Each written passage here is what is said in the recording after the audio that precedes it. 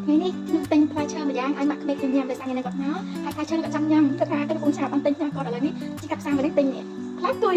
មានតែអំបិលឲ្យទៀតនេះផ្លែគួយម៉ែគាត់ចង់ហូបដោយសារគាត់អាចហូបចាប់ទៅថារសជាតិមិនឥឡូវយកគាត់សិន